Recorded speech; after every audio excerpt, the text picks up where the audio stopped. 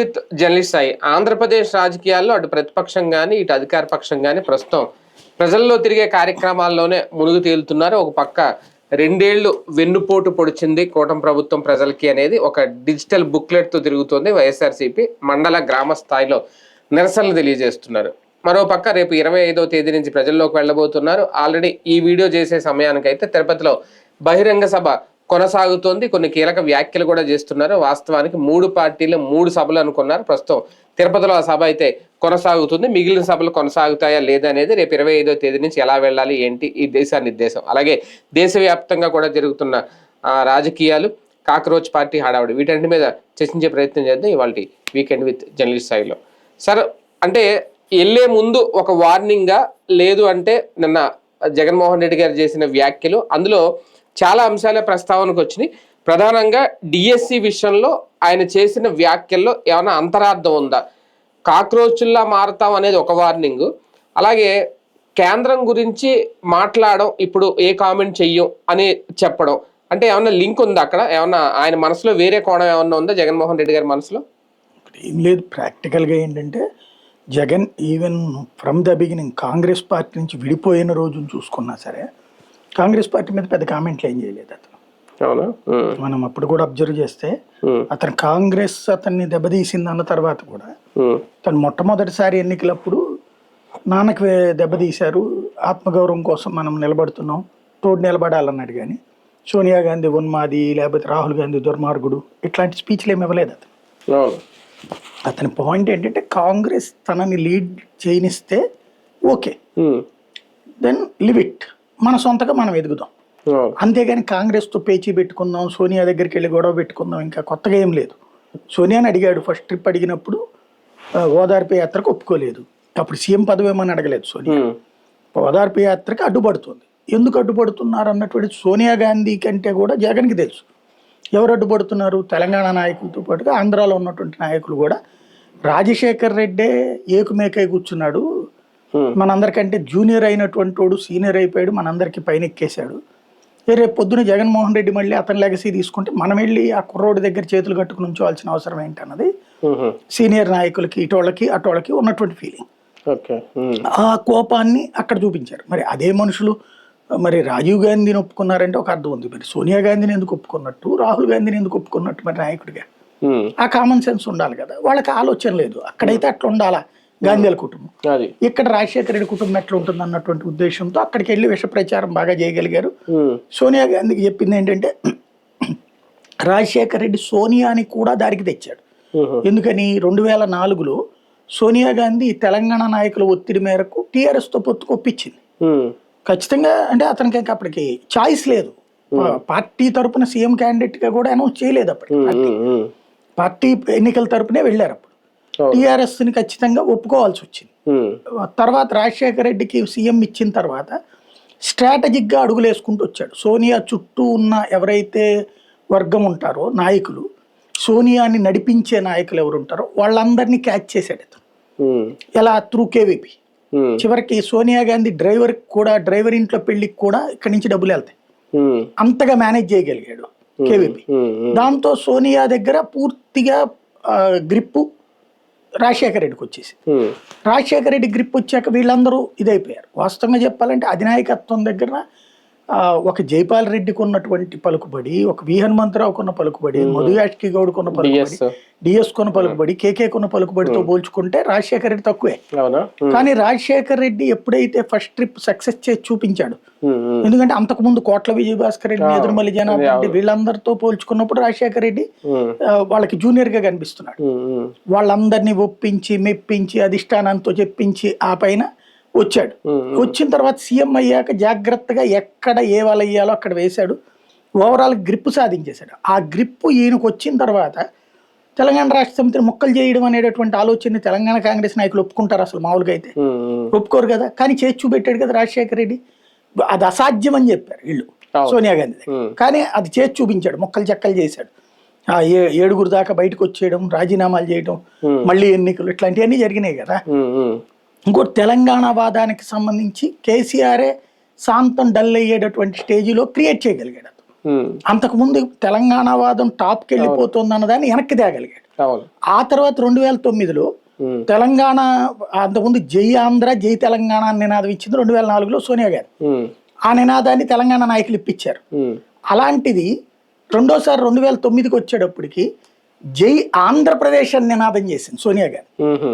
పైగా సోనియా గాంధీ సభ దగ్గర నుంచినే ఇతను డైరెక్ట్ గా అడిగింది ఏంది, వీసాలు కావాలా, హైదరాబాద్ రావాలంటే. ఆ స్టైల్ ఆఫ్ ఫంక్షనింగ్ అంటే తెలంగాణ వైపు ఎన్నికలు అయ్యేదాకా ఏం మాట్లాడాల రాజశేఖర రెడ్డి. మామూలుగా సభలో తన డెవలప్మెంట్ ఇది చెప్పుకొచ్చాడు. అయిపోగానే ఆంధ్ర ఎలక్షన్ ఆ తీరు కూడా తెలివిగా ఆంధ్ర ఏరియా సపరేట్ గా తెలంగాణ ఏరియా సపరేట్ అనేటట్టు ప్లాన్ చేశాడు అక్కడ ఎన్నికల సంఘం. అన్ని వైపుల నుంచి ఇన్ని స్కెచ్లు వేయడం ఎవరికి సాధ్యం అవుతుంది? ఆ దెబ్బ ఏమైంది, వీళ్ళు కూడా ఊహించింది ఓడిపోతుంది అనుకున్నటువంటిది మళ్ళీ కాంగ్రెస్ గెలవడం. దాంతో కేసీఆర్ ఇంటికి వెళ్ళి పడుకోవాల్సిన పరిస్థితి వచ్చింది. కేసీఆర్ రాజశేఖర్ రెడ్డి చచ్చిపోకపోతే కనుక బయటకు కూడా వచ్చి ఉండేవాడు. అంత గ్రిప్ సాధించారు. అంటే వీళ్ళందరికీ అర్థమైంది ఏంటంటే రాజశేఖర్ రెడ్డితో పాటు కొడుకు కూడా ముదురే, అంటే జెనెటికల్ ఫీలింగ్ ఉంటుంది కదా. కాబట్టి ఇతను ఇంకోటి ఏంటంటే యారగెంట్ అనేది వాళ్ళకి ఫీలింగ్. ఆ ఫీలింగ్ తో ఉన్నటువంటి వాళ్ళందరూ కూడా ఇతన్ని రానివ్వకూడదు ఆ ప్లేస్ లో అన్నటువంటిది ప్లాన్ చేసుకున్నారు. జగన్మోహన్ రెడ్డి ఏం చేశాడు, నేను ఓదార్పు యాత్రకి వెళ్తాను అంతవరకే, నేనేం సీఎం ఇవ్వమని కూడా అడగట్లేదు అని చెప్పాడు. చెబితే పార్టీ తర్వాత ఆలోచించి చెప్తుందని చెప్పి పంపించి. ఇక్కడ చిన్నది అంటే ఈ సందర్భం వచ్చింది కాబట్టి నిన్న రఘువీరారెడ్డి గారు ఒక కీలక వ్యాఖ్యలు చేశారు. మాజీ మంత్రి ఒక యూట్యూబ్ ఛానల్ ఇంటర్వ్యూలో 2009లో 3 నెలలకి ఆయన మరణించారు రాజశేఖర రెడ్డి గారు. తర్వాత జగన్నే క్యాబినెట్ లోకి రమ్మని అడిగారు, రాష్ట్ర క్యాబినెట్ లోకి. అప్పుడు కూడా ఆయన ఎంపీ అయ్యి తక్కువ కాలం అయింది. వస్తే రోసయ్య తర్వాత ఈయనే సీఎం అయ్యి ఉండేవారు, అప్పుడే ఉమ్మడి ఆంధ్రప్రదేశ్లోనే అయ్యి ఉండేవారు. ఆ అవకాశాన్ని వదులుకున్నారు. అప్పట్లో కాంగ్రెస్ పార్టీ ఆలోచనలో ఉంది, అప్పుడే అయ్యి ఉండేవారు. అంటే ఈయన బయటకు వచ్చేసి తర్వాత ఎంపీగా పాదయాత్ర మొదలెట్టిన ఓదార్పు యాత్ర మొదలుపెట్టే మధ్యలో ఇది జరిగిందట. ఇప్పుడు ఆయన అది బయట పెడుతున్నారు. నిజంగా అలా చేస్తే అప్పుడే అయ్యి ఉండేవాడేమో సీఎం. రఘువీరారెడ్డి గారికి ఉన్న సమాచారం ఒకటి అయ్యి ఉండొచ్చు, అంటే అప్పుడు ఆయన సీనియర్ కదా. కానీ ఆ వీళ్ళకున్న సమాచారాల కంటే కూడా నా దగ్గర ఎక్కువ సమాచారం ఉంది అప్పుడు. ఎందుకంటే నేను ముఖ్యమంత్రిగా రోషయ్య గారి బీట్ చూసిన వాడిని కాబట్టి అక్కడ ఏం జరుగుతుందో ఢిల్లీలో ప్లస్ హైదరాబాద్ లో యాక్టివిటీ మొత్తం నాకు ఐడియా ఉంది, ప్రతి స్టెప్ కూడా. ఎందుకంటే పర్టికులర్గా ఆ రోషయ్య గారు సీఎంగా ఉన్నంత వరకు దాదాపుగా ప్రతి అంశము నేను ఫాలో అప్ చేశాను. ఆ తర్వాత కిరణ్ కుమార్ రెడ్డి గారు సీఎంగా ఉన్నటువంటి సందర్భంలో ఢిల్లీలో ఉన్నటువంటి నాయకులతోనూ నా కాంటాక్ట్స్ ఉండటం వల్ల అప్పుడు జరిగిన ప్రతి స్టెప్ తెలుసు, రాష్ట్ర విభజన దాకా కూడా. నాకున్న సమాచారం వరకు అయితే మాత్రం ఫస్ట్ సారి వెళ్ళినప్పుడు సోనియా గాంధీ అయితే ఓదార్పు యాత్ర అంశంలో తర్వాత అదే పార్టీ మీకు సజెస్ట్ చేస్తుంది, దాని ప్రకారం వెళ్ళమంది. పార్టీ నుంచి ఎవరు సమాచారం చెప్పలేదు ఆయనకి. అతను మళ్ళీ వచ్చి ఓదార్పు యాత్ర బిగిన్ చేసేసాడు. చేసినప్పుడు డిఎస్ మాట్లాడి ఆగమన్నాడు, ఓదార్పు యాత్ర వద్దు, ఆగమని చెప్పింది అధిష్టానం అని చెప్పాడు. కానీ ఇతను వెళ్ళిపోతున్నాడు. అప్పుడు రోసయ్య చేత ఆపించమని చెప్పారు. రోసయ్య డైరెక్ట్గా జగన్కి చెప్పాల, ఎందుకంటే పార్టీ అధిష్టానం తనకి చెప్పాల, పార్టీ అధిష్టానం డిఎస్కి చెప్పింది. కానీ ఈయనకి చెప్పలేదు. చెప్పనప్పుడు ఈయన చేస్తే బాగోదు కదా. సీఎం అప్పటికే సీఎం అయిపోయారు కదా, రాజశేఖర అయిపోయారు. ఆయన ఏం చేశారు, పార్టీ నాయకుల వరకు ఫోన్ చేసి సీనియర్ నాయకులకి జగన్ వచ్చినప్పుడు వెళ్ళబాకండి అని చెప్పారు. అంటే డైరెక్ట్ గా రోసే గారు చెప్పకుండా వాళ్ళ సీఎం పేషి నుంచి ఎట్లా చెప్పింది, ఇట్లా ఆగిపోండి అని. ఈ విషయం జగన్ దగ్గరికి వెళ్ళింది. జగన్ ఏం ఆలోచించాడు, రోసయ్యే ఆపుతున్నాడు ఇదంతా అనుకున్నాడు. అంతే తప్పించి అతను అధిష్టానం అనుకోలేదు. అప్పటికి కూడా నాకున్న కరెక్ట్ ఫీడ్బ్యాక్ ఆ రోజుంది అయితే నేను మాక్సిమం 90% యాక్యురేట్ గా చెప్పగలను. 10% నాకు కూడా తెలియనివి ఏమన్నా జరిగినవి ఉంటే ఉండొచ్చునేమో, కానీ 90% నేను ప్రతి స్టెప్ అబ్జర్వ్ చేస్తున్నాను. అంతకు ముందే అప్పటి వరకు ఉన్న కాంగ్రెస్ పార్టీ నాయకులు ఎవరైతే రాజశేఖర్ గారి మరణం తర్వాత జగన్ వెంట రావాలనుకున్నారో వాళ్ళందరితో కలిసి ఈయన ముఖ్యమంత్రి అవడానికి చేసిన ప్రయత్నం నిజమేనా? అది ఈయన చేయలేదు. అది ఆ మొక్క బట్టి విక్రమార్క కూడా చెప్పాడు కదా. వాస్తవంగా రాజశేఖర రెడ్డి చనిపోయాక వాస్తవంగా ఏం చేయాలి, కొంచెం గ్యాప్ ఇచ్చి అధిష్టానం అనౌన్స్ చేయాలి. కానీ ఆయన శవం అక్కడ ఉండగానే ఇక్కడ రోసయ్యని సీఎంగా అనౌన్స్ చేయించాలన్నటువంటి, అంటే రోసయ్య అనుకోలేదు, ఎవరికాళ్ళు ప్రయత్నించారు ఢిల్లీలో. వీళ్ళందరూ ప్రయత్నిస్తుండేటప్పటికి కాంగ్రెస్ పార్టీ అధినాయకత్వం ఏం చూసింది, ఉన్నోళ్లలో సీనియర్ లిస్ట్ ఏదని అడిగారు. టాప్ 4 తీశారు, అందులో కేకే కూడా ఉన్నాడు. కేకే ఇట్లా వయసు పరంగా చూసారు. వయసు పరంగా చూసినప్పుడు నాన్ కాంట్రావర్షియల్ గ్రూపులతో సంబంధం లేదు. రాజశేఖర్ రెడ్డి ఉన్నా, కోట్ల విజయభాస్కర్ రెడ్డి ఉన్నా, నేదురుమల్లి జనార్దన్ ఎవడు ముఖ్యమంత్రిగా ఉన్నా కూడా మంత్రిగా చేసి సఫిషియెంట్ గా ఉన్నాడు, అందరితో ర్యాపో మెయింటైన్ చేస్తున్నాడు రోసయ్య అని తేలింది. అప్పట్లో ఆయన ఫైనాన్షియల్ మినిస్టర్ ఆర్థిక మంత్రిగా ప్లస్ చురకలు అది బాగానే ఉన్నది. కాబట్టి ఆయన్ని నాన్ కాంట్రావర్షియల్ అన్న ఉద్దేశంతో ఆయన తీసుకొచ్చారు. తెలంగాణ వాళ్ళని ముఖ్యమంత్రిని చేయాలా, ఆంధ్ర వాళ్ళని ముఖ్యమంత్రిని చేయాలా అన్న గొడవ ఎందుకు, ఇది ఆంధ్ర తెలంగాణ అంది కాకుండా ఈయన ఫ్రమ్ ద బిగినింగ్ అక్కడే ఉన్నటువంటి వాడు కదా అని ఈయనకి ఇచ్చేశారు. ఇది అధినాయకత్వం ప్లానింగ్. దాన్ని వీళ్ళు ఎలాగా ఈయనకి ఎలాంటి కమ్యూనికేట్ చేశారు, మధ్యలో ఉన్నటువంటి వాళ్ళు డైరెక్ట్ గా అట్లా ఆయన చూజ్ చేసిందని చెప్పకుండా టెంపరీగా పెట్టిందబ్బా నువ్వు అన్నారు. టెంపరీగా అనే పదమే పదే పదే వాడుతూ ఉండేవాళ్ళు. అధినాయకత్వం నుంచి చాలా క్లియర్ గా చెప్పేవాళ్ళు ఆయన టెంపరీ కాదు, పర్మనెంట్ సీఎంఏ, కాంగ్రెస్ లో టెంపరీ సీఎం 4 రోజులు సీఎం అని ఉండదు అని చెప్పి. కానీ నమ్మలేదు జగన్. వాళ్ళు చెప్పినటువంటి కోణంలో మధ్యలో వాళ్ళు ఇచ్చిన కమ్యూనికేషన్ నమ్మాడు. రోసయ్యే ఇట్లా ఆపుతున్నాడు అన్నటువంటి ఫీలింగ్ తో రోసయ్య మీద వ్యతిరేకంగా కూడా మాట్లాడాడు అప్పుడు జగన్. అప్పుడు నేను రోసయ్య గారి ఇంటర్వ్యూ కూడా తీసుకున్నాను జగన్ మీద. ఆయనే అప్పుడు నా ఇంటర్వ్యూలోనే చెప్పారు ఆయన, నేనేమంటున్నాను పార్టీ అధినాయకత్వం చెప్పింది ఆయన ఓదార్పు యాత్ర వద్దని, ఒక్కొక్క చోట జిల్లాకు ఒక చోట పెట్టి ఆ చనిపోయినటువంటి కుటుంబాల వాళ్ళందరూ అక్కడికి తీసుకొచ్చి ప్రభుత్వం తరపున ఒక 5 లక్షలు, జగన్ ఎంత ఇస్తాడో అంత, లేదా జగన్ ఎంత ఇవ్వదలుచుకున్నాడు చెప్తే దానికి మ్యాచింగ్ సేమ్ అమౌంట్ లేకపోతే ఇంకో 1 లక్ష ఎక్కువ వేసి ప్రభుత్వం నుంచి ఇవ్వమని చెప్పింది సోనియా గాంధీ. అది నేను ప్రిపేర్ అవుతుంటే ఇక్కడేమో ఇలా చేస్తే నేనేం చెయ్యాలి, అధినాయకత్వపు ఆలోచన ఇందులో నాకేమి గొడవ ఉంటుందని నా ఇంటర్వ్యూలోనే మాట్లాడారు రోసయ్య. నేను హైదరాబాద్ ఛార్జ్ తీసుకోగానే ఫస్ట్ ఇంటర్వ్యూ అనమాట. అప్పటిదాకా 6 నెలలు అయింది రోసయ్య గారు సీఎం అయ్యి. 6 నెలల్లో ఎవరు కూడా ఆయన ఎవరికి ఇంటర్వ్యూలు ఇవ్వాలి. ఆయన ప్రెస్ మీట్ లో కూడా ఎవరు ఈ మాట్లాడలేదు, ఆయన అడగలేదు. ఎవరు నోటికి వచ్చింది, ఎవరి చేతికి వచ్చింది వాళ్ళు రాసుకొచ్చారు. నేను సీఎం బీట్ నాకు ఎలాట్ చేయగానే విజయవాడలో ఆయన ఎయిర్పోర్ట్ లో వస్తేను ఇక్కడ అప్పుడే కోనేరు రంగారావు గారు చనిపోతే ఆ కార్యక్రమానికి అని వచ్చారనమాట. అప్పుడు ఆయన ఇక్కడ కలిసే అనమాట. కలిసి ఇట్లా మరి నాకు బీట్ చేశారు అక్కడికి, నేను వద్దాం అనుకుంటున్నాను, నా ఫస్ట్ టైం సీఎం బీట్ అంటే మీరు కోఆపరేట్ చేస్తానంటే నేను వస్తాను, లేకపోతే అక్కడికి వచ్చి నేను చేసేది ఏముండదు, మిగతా కూర్చుని రాసుకోవడం తప్పించి అని చెప్పి ఆయనతో మాట్లాడడం. ఆయన కూడా రాసాయి నీలాంటి వాళ్ళు ఉంటే బాగానే ఉంటుంది, నువ్వు జెన్యున్ గా వెళ్తావు కదా అని అంటావు. అప్పటి నుంచి కూడా నాకు కమ్యూనికేషన్ కూడా ఎట్లా అంటే రోసయ్య గారికి మెసేజ్ ఇస్తే ఆయన రిప్లై ఇస్తారు సీఎం హోదాలో ఉండి కూడా ఇట్లాంటి కాంట్రవర్షియస్ ఇష్యూస్ వచ్చినప్పుడు.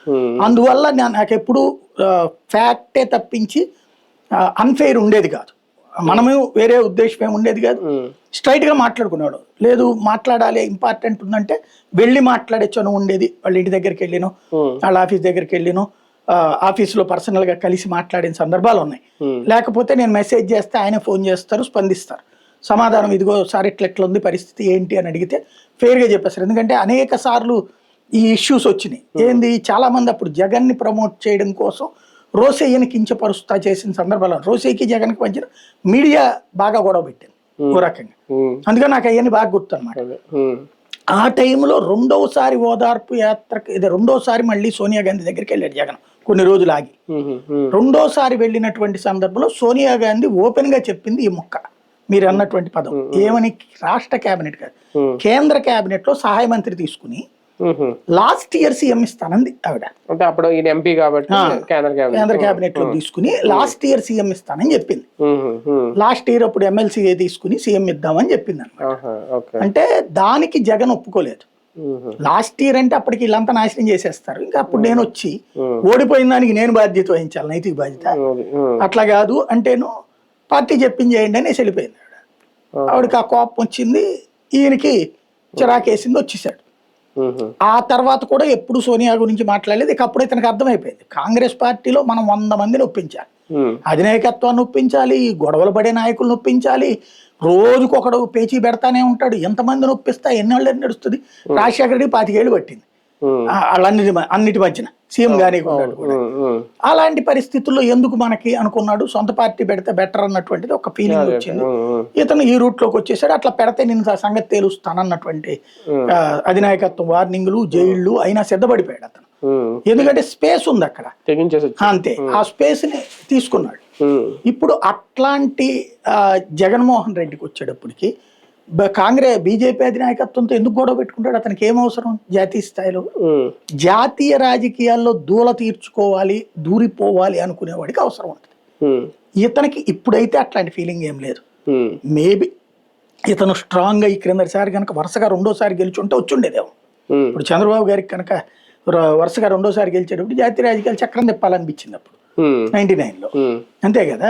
అట్లా కాకుండా ఇతనికి అట్లా రెండోసారి గెలవలేదు. అంటే జగన్ ఇప్పుడు అనేది ఇక్కడ డిఎస్సికి సంబంధించి కుంభకోణం జరిగింది, అవినీతి జరిగింది అనేది అక్కడ కాక్రోచ్ చేస్తున్నది నీట్ పరీక్షా పత్రానికి సంబంధించి లీకేజ్, అది ధర్మేంద్ర ప్రధాన్ రాజీనామా చేయాలి అంటే రెండు కొంచెం సైమల్టేనియస్ గానే ఒక చూసుకుంటే అటు కేంద్రం మీద వాళ్ళు పరీక్ష గురించి, ఇక్కడ డిఎస్సి గురించి రాష్ట్ర ప్రభుత్వాలు అందుకన్నాడు అయిన కాక్రోచ్ అని, లేదంటే కేంద్రానికి కూడా ఏమన్నా ఒక వార్నింగ్? కాదు, అతను ప్రెస్ మీట్ లో నేను అబ్జర్వ్ చేసింది ఏంటంటే ఈ దీని గురించి డిఎస్సి గురించి ప్రధాన అన్నారు, ఎందుకంటే కేసులు పెడుతున్నారు, ఇవన్నీ ఇంకోటి బెదిరిస్తున్నారు కాబట్టి మేము వచ్చిన తర్వాత చేస్తాం. ప్లస్ మెయిన్ ఏంటంటే ఆ నవీన్ అనే కుర్రోడికి సంబంధించింది స్పోర్ట్స్ ఈ రెండిట్లో అవకతవకలు జరిగినాయి అన్నది అందరికి అర్థమైపోయింది. ఇతను మాట్లాడటం పదే పదే విత్ ఎవిడెన్స్ తో మాట్లాడడం.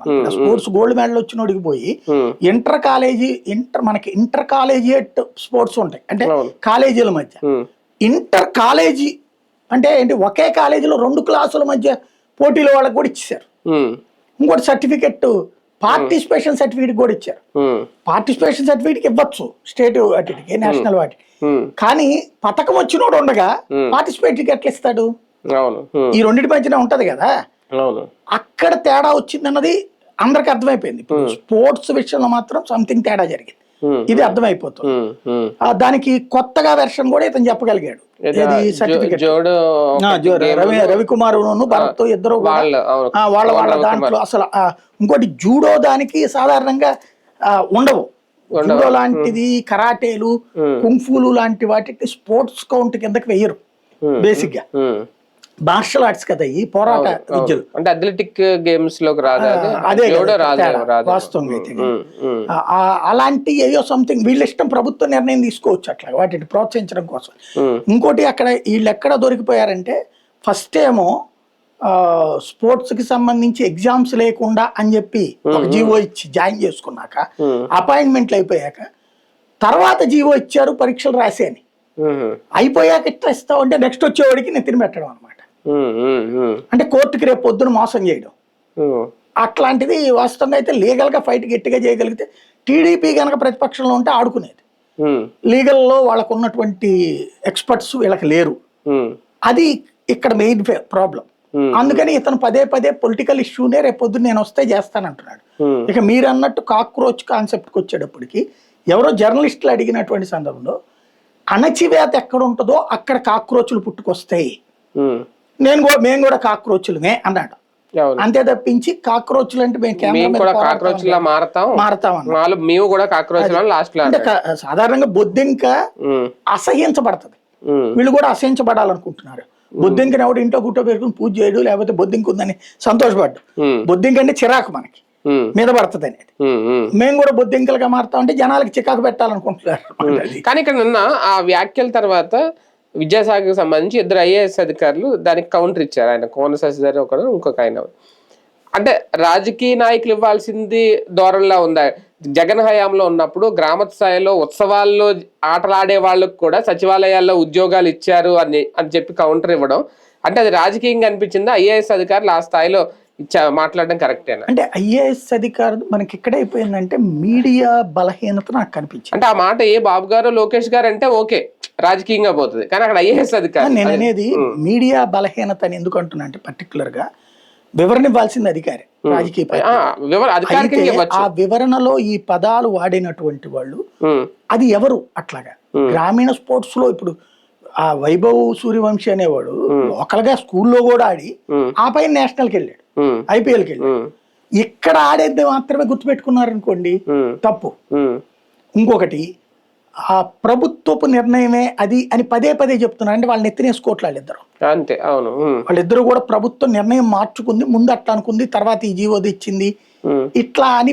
అక్కడ ఏంటంటే మీడియా మామూలుగా మనమైతే ఆ రోజులు గ్రిల్ చేసేవాళ్ళు, గ్రిల్ చేసి ఆ తర్వాత న్యూస్ లో కూడా 2 కోణాలు రాసేవాళ్ళు. ప్రెస్ మీట్ గా రాసి ఇందులో ఈ అనుమానాలు వ్యక్తం అవుతున్నాయి అన్నటువంటి పాయింట్ రాసే అవకాశం మనకి యాజమాన్యాలు ఇచ్చేయి, మనం రాసేవాడు. ఇప్పుడు మీడియా అటో ఇటో సైడ్ తీసుకోవడం వల్ల అందులో గ్రిల్ చేయలేకపోయారు, ఈవెన్ అది క్యాచ్ చేయలేకపోయారు. మీరు చెప్పిన పాయింట్ చాలా ముఖ్యమైనది. జర్నలిస్ట్ గా ఉన్నారు కాబట్టి మీకు ఐడియా ఉంది, అక్కడ జర్నలిస్టులే ఉన్నారు, కానీ యాజమాన్య జర్నలిస్టుల వలన అది పైగా గ్రామోత్సవాల్లో ఆడే ఆటలకు కూడా ఇచ్చారు. అంటే గ్రామోత్సవాలు ఏం కబడ్డీ ఆడతారు, కబడ్డీ మరి ఉంది కదా, మరి కబడ్డీ ఖోఖో ఆడతారు, గేమ్స్ నుంచి తీసేద్దామా పోనీ. అంటే దాంట్లో ఉన్న వాళ్ళు కూడా సచివాలయంలో ఉద్యోగాలు ఇచ్చారు. పొలిటికల్ ప్రెషర్ మీద మాట్లాడారు వాళ్ళు, అంటే పొలిటికల్ గా ఏమేమి మాట్లాడాలో చెప్పించి మాట్లాడి. అదే అన్నాను, అంటే అధికారులతో కూడా మొదలెట్టి ఇచ్చేసారు. అంటే ఇంత ముందు వీళ్ళు చేశారు కదా, నీవు నేర్పిన విద్య నిరాక్ష అని. ఇదివరకు తెలుగుదేశం వాళ్ళని అరెస్ట్ చేసినప్పుడు, చంద్రబాబుని అరెస్ట్ చేసినప్పుడు అవన్నీ ఎవరు మాట్లాడారు? అధికారులు మాట్లాడారు. అట్లాగే వీళ్ళు కూడా అధికారులతో మాట్లాడిస్తారు. నిర్ణయాలు ఏమో ప్రభుత్వాలు తీసుకుంటాయి, అధికారులు బలిపశువులు చేస్తాయి.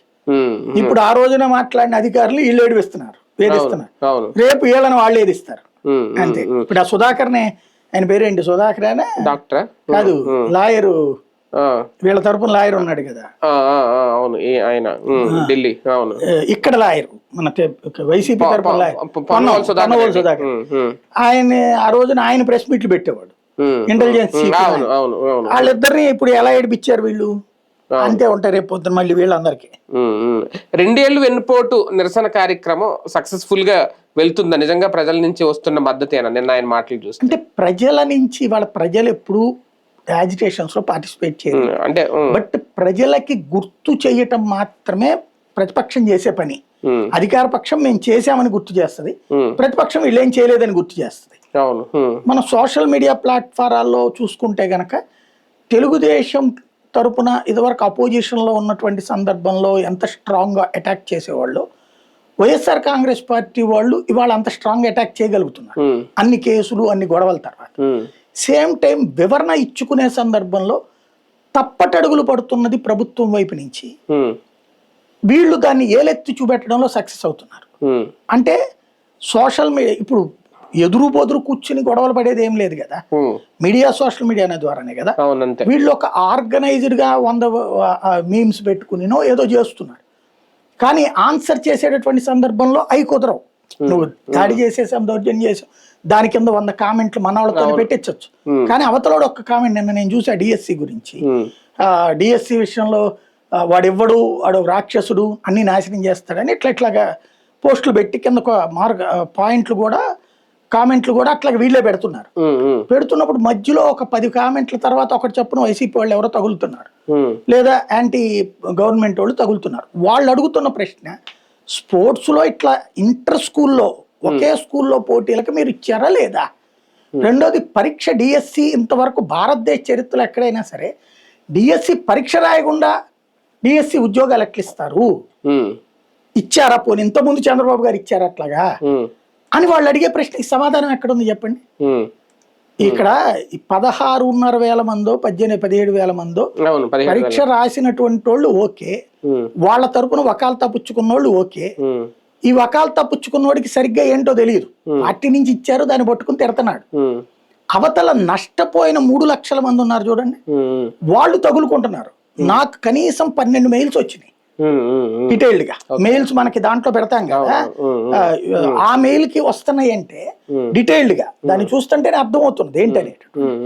దాన్ని బట్టి ఏం కనబడుతున్నది. కానీ ఇదే టైంలో జరుగుతున్న ప్రచారం రేపొద్దున నిజంగా జగన్మోహన్ రెడ్డి ఇప్పుడు అంటున్నారు కదా, 3 ఏళ్ళు ఆగండి మన ప్రభుత్వం వచ్చాక విచారణ చేపిస్తాను, న్యాయం చేస్తాను. ఇప్పుడు 17,000 మంది పోస్టులు ఉన్న వాళ్ళందరికీ థ్రెట్టేనా ఈ 3 ఏళ్ళు? వాళ్ళు భయపడాల్సిందేనా? జగన్ వస్తే మా పోస్టులు ఉంటాయా ఊడిపోతాయని భయపడాల్సిన పరిస్థితి? వీళ్ళు ఆ మాటే చెప్పాలని భయపెట్టి మీరు జగన్ తిట్టండి అంటున్నారు. కొంతమంది తిడతా కూడా వీడియోలు కూడా పెట్టారు, అంటే వీళ్ళ మీటింగ్ లేకపోతే మీకు ఎంత కష్టపడి మేము ఇప్పిస్తే ఏంటన్న అంతే. కానీ అదంతా అయ్యాక ఇతను 15 లక్షలు లెక్క తీశాడు బయటికి. వీడియోతో సహా వచ్చింది కదా 15 లక్షలు అడగటం అన్నటువంటిది. అక్కడ అది బరస్ట్ అయిపోలేదా? రెండోది వాళ్ళు అంత సీరియస్ గా స్పందించట్లేదు, అంటే కొంత భయపడుతున్నారు, సైలెంట్ గా ఉన్నారు. వాళ్ళంతటా వాళ్ళు రెచ్చిపోవాలి కదా. నిజంగా గట్టిగా సాధించిన వాళ్ళు అయితే ఏంట్రా రా చూసుకుందాం అని అడగాలి. ఎవరో ఒక అమ్మాయి దాన్నే పట్టుకుని వీళ్ళు చాలా షేర్ చేశారు, బట్ అంత తీవ్రత కనిపించటంలా. మీరు ఇట్లా మాకు మధ్యలో కొట్టబాకండి లాంటిది తప్పించి లేదు, ఎందుకంటే కొంత సంథింగ్ వాళ్ళలో ఉంది. అయితే జగన్ మళ్ళీ వీళ్ళని ఉద్యోగం పీకుతానల్లా, అవునులే. మీకు సూపర్ న్యూమరీ పోస్టులు ఇచ్చిస్తాను అన్నాడు. అంటే వీళ్ళు మళ్ళీ వ్యతిరేకం కాకుండా ముందు జాగ్రత్త పడ్డాడు అతను. దీని మీద విచారణ చేసి రాజ్యాలను శిక్షిస్తాను, వీళ్ళ ఉద్యోగాలు తీయను గానీ మీకు సూపర్ న్యూమరీ పోస్టులు సృష్టిస్తానని చెప్పాడు. అది అంటే ఒక రకంగా భరోసా కల్పిస్తున్నారు, ఇద్దరికి భరోసా ఇస్తున్నాడు, ఉద్యోగాలు భరోసా. ఒక రకంగా తెలుగుదేశం పార్టీ ఈ రోజు తిరుపతిలో ఒక సభ అయితే నిర్వహిస్తున్నారు, 3 పార్టీలు కలిపి. ఓకే, అంటే కొంతవరకు వచ్చిన సమాచారం వీళ్ళు 3 సభలు పెట్టాలనుకున్నారు, అమరావతిలో, వైజాగ్ అనుకున్నారు. 2 రద్దు ఏదో, ఆ 2 కూడా రద్దు అనేదో అన్నారు, ఎందుకంటే ఆ స్టీల్ ప్లాంట్ ఘటన ఇదంతా. మరి మిగిలిన చేస్తారో లేదో తెలియదు. ఇప్పుడైతే ఇది నిర్వహించడం, రేపు 25 నుంచి ప్రజల్లోకి వెళ్ళాలి, సైకిల్ మీద వెళ్ళాలి అని అనుకోవడం, ఇది 2 ఏళ్ల పాలనకు ఒక గుడ్ సైన్ అవుతుందా ఈ సభ వీళ్ళకి? అంటే ఇవాళ వాస్తవంగా 12వ తారీఖు క్యాన్సిల్ చేసి నిన్నే జరిగింది కాబట్టి 17 విశాఖ అనుకున్నారు. అవునన్నారు, కానీ విశాఖలో 17ని పెడితే వీళ్ళందరూ ఎక్కడ అడుగుతారు అన్నటువంటి అనుమానం వచ్చినట్టుంది. అందుకని మరి అవి ఉన్నాయో లేదో నాకు తెలియదు. అదే కాసేపు రద్దు అన్నారు, ఇది కూడా మొన్న రద్దు అన్నారు, మళ్ళీ పెట్టేశారు. కాబట్టి ఏం చేస్తారో వాళ్ళ ఇష్టం. అయితే ఒకటి ప్రభుత్వం వైపు నుంచి ఇందాక చంద్రబాబు గారు ఒక ఛాలెంజ్ విసిరారు, నేను విన్నాను. చర్చకి సిద్ధమా, అభివృద్ధి మేము ఎట్లా చేసాం మీరు ఎట్లా అన్నారు. ఇది సాధారణంగా చోటా మోటా కార్యకర్తలు మాట్లాడతారు. ఒకవేళ జగన్ వస్తానంటాడు, నువ్వు మాట్లాడతావా చర్చికి? ఇప్పుడు గ్రౌండ్ లెవెల్లో నియోజకవర్గ స్థాయిలో వైసీపీ వాళ్ళు, ఇదే తెలుగుదేశం వాళ్ళు ఛాలెంజ్ చేస్తున్నారు. వైసీపీ వాడు రెడీ అనగానే తీసుకెళ్లి గృహ నిర్బంధమును బయటికి రాకుండా చేస్తున్నారు. నాకు తెలిసి ఇన్నేళ్ల చరిత్రలో ఒకే ఒక్క చర్చ మేము TV9 వేదికగా పెట్టాం. అప్పుడు లొగడపాటి రాజగోపాలును అతని వ్యతిరేకంగా దమ్ముంటే చర్చికి రా, దమ్ముంటే చర్చికి రా అన్నప్పుడు పోలీసులు ఇద్దరిని అట్లా గృహ నిర్బంధం చేశాక లేదని చెప్పి ఇద్దరిని కలిపి TV9 కూర్చోబెట్టి చర్చించింది ఒక్కసారి. రజనీకాంత్ చేసినట్టున్నాడు. అది ఒక్కటే ఇంతవరకు జరిగిన చర్చ నాకు తెలిసి. సవాళ్లు విసురుకున్నాక 2 వైపులు, మిగతాది ఏది చర్చలు జరగల, అన్ని అబ్బూసే ఉంటాయి. ఒకటి. రెండవది ఏంటి, రాష్ట్రాన్ని సర్వనాశనం చేసేస్తే, అన్ని వ్యవస్థల్ని పతనం చేసేస్తే నేను మళ్ళీ ఆ టైంలో వచ్చి గాడిని పెడుతున్నాను అని చెప్తున్నారు. ఒక్కసారి ఇక్కడ ఏమైపోయిందంటే మనకి, నాకు బాగా గుర్తు, పేపర్లలో వార్త అయితే మనం ఇవాళ రేపు మర్చిపోతాం, లేదా కొత్తగా పేపర్ ఒకటి రాసినప్పుడు పాతదాన్ని రాయకపోతే అయిపోతుంది అక్కడతో.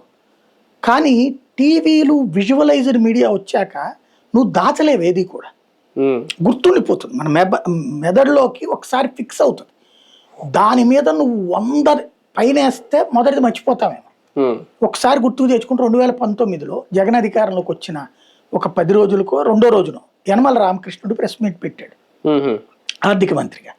పెట్టి మేము ఎంత గీకాలో అంతా గీకేసాం, ఇంకేం లేదు, 100 కోట్లు ఉన్నది వాళ్ళ దగ్గర బడ్జెట్, 100 కోట్లతో అసలు ఈ నెల జీతాలు ఎట్టిస్తాడో చూస్తామన్నారు. అంటే ఏంటి, విధ్వంసం మేము చేసేసామని ఓపెన్ గా ఒప్పుకున్నారు. ప్రభుత్వం, కేంద్ర ప్రభుత్వం అట్లా లప్పలేమివ్వదు అని చెప్పుకొచ్చాడు ఆయన. అయిపోయింది. మరి మొదట నెల జీతం ఇచ్చాడు, తర్వాత జీతాలు ఇచ్చాడు, తర్వాత ఇన్ని పథకాలు తెచ్చాడు. అంటే అసాధ్యం, నేను మొత్తం నాశనం చేసి ఇచ్చానని ఓపెన్ గా చెప్పాడు ఆయన. కేవలం 100 కోట్లు ఉంది, ఈ నెల జీతం ఎట్లా ఇస్తాడో చూస్తామన్నాడు. ఈ నెల జీతం. ఇంకోటి, అప్పటికి కేంద్రం బ్యాన్ పెట్టుంది మనకి, ఎందుకు, నిబంధనలకు విరుద్ధంగా మనం డబ్బులు ఖర్చు పెట్టామని. అంత సిచ్యుయేషన్ లో ఈవెన్ ఎక్స్ట్రా డబ్బులు కూడా పెట్టారు. అది కూడా జగన్ వచ్చి కట్టాల్సి వచ్చింది. కేంద్ర ప్రభుత్వము అప్పుడు ఆపేసింది వీళ్ళకి డబ్బులు, ఎలక్ట్రిసిటీ విషయంలో కానీ, అట్లాగే ముందుగానే అప్పులు తీసేసుకున్నారు వాళ్ళు. వాటన్నిటి వల్ల సఫర్ అవుతా కూడా జాగ్రత్తగా నడుపుకొచ్చాడు. ఇతని వల్ల ఏమవుతుందిలే అనుకున్నాం, కానీ చేయగలిగాడు. అయ్యి మర్చిపోయినట్టు ఈయన ఆర్థిక వ్యవస్థ నేను గాడిని పెడుతున్నానంటే, ఈయన జగన్ దిగే రోజున కూడా, జగన్ లాస్ట్ ఎలక్షన్స్ ముందు జనాలకి, ఆ ఉద్యోగులకి డబ్బులు కూడా వేసాడు.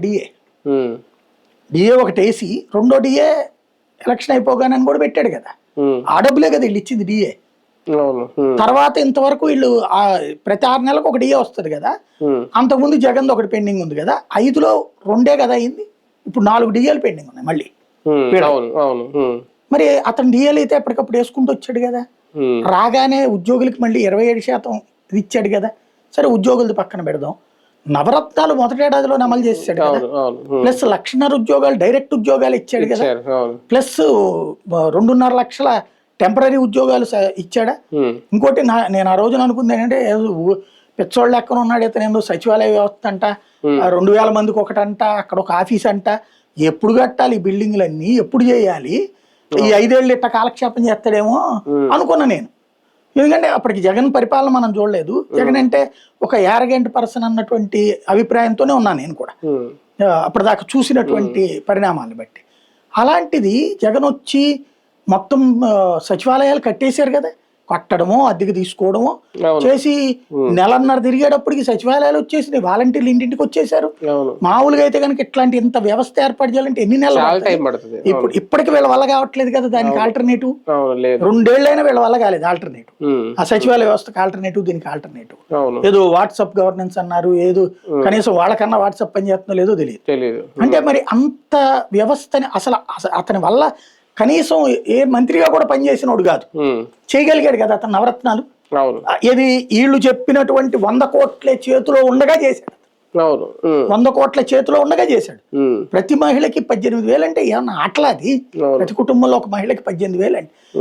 డ్వాక్రా రుణమాఫీ అనేది ఆటలా? చంద్రబాబు వల్ల కాలేదు కదా, అమ్మఒడి ఇవ్వడము ఎన్ని చేసుకొచ్చాడు కదా అతను. మరి ఇవాళ నువ్వు చెయ్యకుండానే సూపర్ 6 ఎవరి వల్ల కాదన్నారు, మేము అద్భుతం చేసి చూపించాం. Super 6 super hit. కానీ వాళ్ళ ఆంధ్రజ్యోతి పేపర్ మీరు చూస్తే లాస్ట్ లో చిన్న కాలం రాశాడు ఆయన, 11వ పేజీల వెనకాల 2 తప్పించి అని క్లియర్ గా రాశాడు. అంటే వాళ్ళు ఒప్పుకుంటున్నారు సూపర్ 6 హిట్ కాదు, సూపర్ 4 అని. ఆ 2 కూడా రాశాడు. నిరుద్యోగ భృతి ఒకటిని, ఈ 1,500 రూపాయలు, ఈ 2 మినహాయించి మిగిలినవి ఉన్నాయి ఈ ఐఎంఎల్. అవి ఏమన్నా మరి ఈ వేదిక మీద ఏమన్నా ఒప్పుకుంటారా వీళ్ళు? ఒప్పుకోలేదు. ఆ జెండాలు అయితే ఊపారు ఇలాగా సూపర్ 6 అయిపోగానే సక్సెస్ అయిపోయినట్టే. ఇంకా అంతే. ఇంకా దాంతో కూడా వాళ్ళ పేపర్ లో యాడ్ చేశారు కదా P4 లో అయిపోయినట్టు. కాకపోతే జోక్ ఏంటంటే P4 స్టార్టింగ్ లో అంటే నాకు మీడియా మీద చిరాకేస్తుంది అదే. మీడియా ఇదివరకు మనం దాన్ని ప్రతి సూక్ష్మాన్ని ఎతికి లాగేవాళ్ళం. ఇప్పుడు మొన్నప్పుడు బాబు గారు ఎంతమంది చెప్పారు, 20 లక్షల మంది ముందుకు వచ్చారు మార్గదర్శులు అన్నారు. రన్నింగ్ లోకి వచ్చాక 10 లక్షలు అయింది. ఇవాళ చూస్తే 2 లక్షల మంది మార్గదర్శులు అన్నారు. అడ్వర్టైజ్మెంట్ 2 ఏళ్ల పాలన 2 లక్షల మంది మార్గదర్శులు అంటే 2 లక్షల మందికి మెయింటైన్ చేస్తున్నాడు. అది కూడా వాళ్ళు చిల్లర కొట్ట పెట్టుకుంటే 4 రూపాయలు పెట్టుబడి పెట్టుకుంటారు. ఇంకేముంది అక్కడ? మరి 1,45,00,000 మందికి రావాల్సినటువంటి డబ్బులు 45 లక్షలు అండి. 1,45,00,000 కుటుంబాల్లో ఇంటికి 2 మహిళలు అయితే ఉంటారు కదా. అన్ని బంగారు కుటుంబాలు. 18 ఏళ్ల పైబడి 60 ఏళ్ల లోపల వాళ్ళు ఇంటికి ఒకళ్ళిద్దరన్నా ఉండరా? ఒకళ్ళు ఉంటే 1,500, ఇద్దరు ఉంటే 3,000 కదా. అయిపోయి కోల్పోయినట్టే కదా. అది పక్కన పెడితే ఈవెన్ పెన్షన్ లో కూడా 50% కదా న్యాయం చేస్తుంది. 50 ఏళ్లకు పెన్షన్ అని చెప్పారు కదా. ఇంకోటి ఈ హామీలన్నీ ఎన్ని రోజుల్లో పన్నారు అమలు? 100 రోజులు కదా. 100 రోజుల్లో ఏది చేయలేదు ఒక్కటి కూడా. 365 రోజులకు కూడా చేయలే. 365 రోజుల తర్వాత గ్యాస్ పెట్టారు. ఆ తర్వాత మళ్ళీ ఉచిత బస్సు పెట్టారు. ఇట్లా అంటే మన జేబులో ఖర్చు తక్కువగా ఉండే పెట్టుకొచ్చారు. ఆ గ్యాస్ కూడా కేంద్రమే భరిస్తున్నట్టుంది కదా ఉచితం. ఆ ఉజ్వల దాందే వాళ్ళు యాక్చువల్ గా మొన్నటి వరకు 9 గ్యాస్ సిలిండర్లు ఇప్పుడు 4. అంటే సబ్సిడీ 750 వీళ్ళు పెట్టుకుంటున్నారు. ఇప్పుడు అది కూడా మళ్ళీ పెరిగింది రేటు. పెట్టుకోవాల్సి వస్తుంది. అది పెంచుతారేమో. ఇవన్నీ చూసి భయపడుతున్నారా రేపు పొద్దున్న ప్రజల్లోకి వెళ్ళడానికి? తమ్ముళ్ళు 25వ తేదీ నుంచి ఫ్రీగా వెళ్ళి మాట్లాడి వచ్చేస్తారా? అది తెలిసి దాన్ని ఎలా అధిగమించాలో చంద్రబాబుకు తెలుసండి. అంటే మన చేతిలో ప్రింట్, ఎలక్ట్రానిక్, డిజిటల్, సోషల్ మీడియాలు ఉన్నప్పుడు ఏం చేస్తారు? వీళ్ళకి కావాల్సిందే చేస్తారు. ఇప్పుడు వైసీపీ వాళ్ళు ఉన్నప్పుడు వైసీపీని ట్రోల్ చేయడానికి టీడీపీ వాడు వెళ్ళి వైసీపీ వాళ్ళతో కూర్చుని అక్కడ 10 మంది పొగిడింది పోయి ఏడ్చింది ఒక్కటే చూపెట్టేవాడు. అదే ఇప్పుడు వచ్చేటప్పటికి ఏది అట్లాగేం తీనీరు. ఉంటే గనక సెల్ ఫోన్ లాక్కుంటారు, లోపల ఏమంటారు, ఏమైనా చేస్తారు.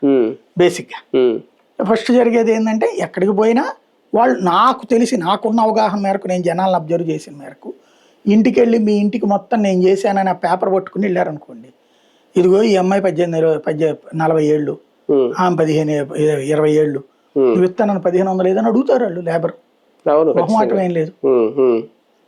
అలా కాకుండా వీళ్ళు ఇల్లు ఇచ్చిన వాళ్ళకో వీళ్ళ కార్యకర్తల దగ్గరకో వెళ్ళి అంతవరకు 4-5 వరకు కలిసి అక్కడ ముందుగానే ప్రిపేర్ చేసి, ఇప్పుడు చంద్రబాబు గారు కనుక కళ్ళు తాగడము, లేకపోతే చేపలు తింటమో, వండి తింటమో, ఇట్లాంటివి ఉన్నాయి చూడండి.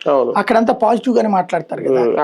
అట్లాంటివి వీళ్ళు ప్రిపేర్ చేసుకుంటారు. ఒక 5-10 ఇళ్ళు అవి వరకు సోషల్ మీడియాలో పోస్ట్ చేసి, మిగతా అది ఆ రోడ్డు మీద నుంచుని హ్యాండ్ మైక్ లో ఉపన్యాసం మీద ఇచ్చేసేసి వాటిని ఫోకస్ చేసుకుంటారని నేను అనుకుంటున్నాను. ఇందులో మరో అంశం, 2 ఏళ్ళకి విజయోత్సవ సభలు నిర్వహించడం అంటే ఇది చంద్రబాబు గారి పాలనకి ఇంకా శుభం కాటు పడుతుందనా, లేదంటే అవసరమా? 2 ఏళ్ళకి ఇంకా 4 ఏళ్ళు ఉంది, 3 ఏళ్ళు టైం ఉంది, 4 ఏళ్ళ తర్వాత అయినా చేయొచ్చు, ఎందుకు ఈ తొందరపాటు? ఫస్ట్ ఇయర్ కూడా సంబరాలు చేశారు కదా, అంటే ఈ స్థాయిలో అది చేయలేదు కదా, మామూలుగా చేస్తారు. ఇప్పుడు జగన్ అయితే ఈ స్థాయిలో చేయలేదు కదా, 2 ఏళ్ళకి 3 ఏళ్ళకి. కరెక్టే, మేబీ చూడాలి అది, దాంట్లో ఆ ఫీలింగ్ కూడా ఏమైనా ఉంది అంటే 2 ఏళ్లలో ఇది బాబు గారి పాలన, ఇక నుంచి లోకేష్ గారి శకం ఏమన్నా స్టార్ట్ అవుతుందనే సంకేతం చూడాలి. మేబీ అది పవన్ కళ్యాణ్ గారి విషయంలో ఎలా చూడాలి? ఆయన ఇంకా ఒక పొలిటికల్ డైవర్షన్ గేమే ఆడుతున్నారా? 2 రాష్ట్రాల్లో అటు ఇటు తిరుగుతా ఆయన ఆలోచన ఏమన్నా మారుతుందా క్రమక్రమంగా? అంటే బేసిక్గా ఒకటి ఏమవుతుందంటే